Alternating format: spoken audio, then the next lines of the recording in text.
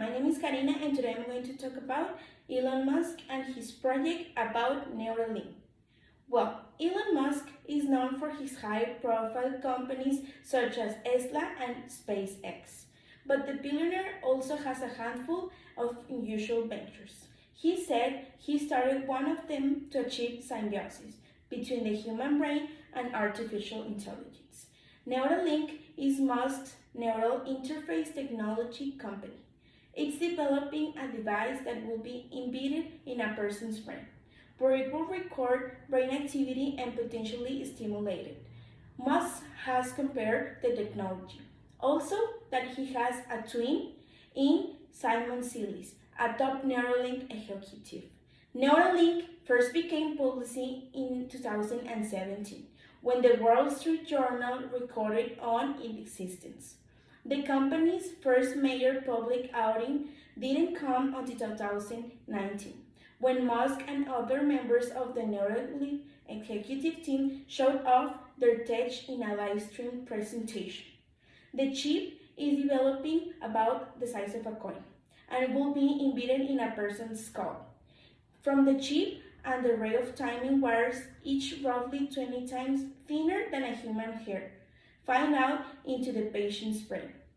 The wires are equipped with 1,024 electrodes, which are able to monitor brain activity and theoretically, electrically stimulate the brain. The chip transmits this data wirelessly via the chip to computers, where researchers can study it. In 2019, Musk said that the company hoped to get a chip into a human patient by the end of 2020.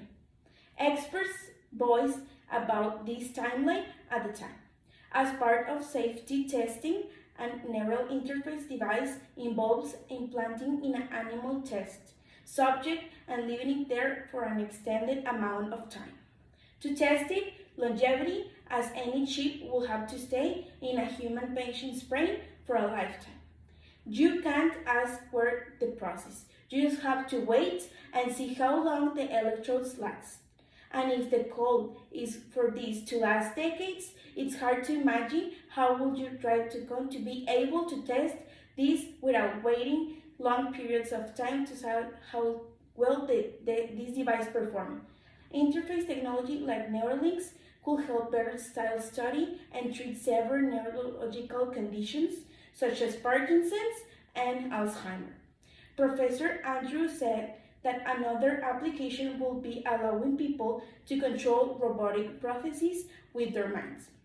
The first application you can imagine is better mental control for a robotic arm for someone who's paralyzed.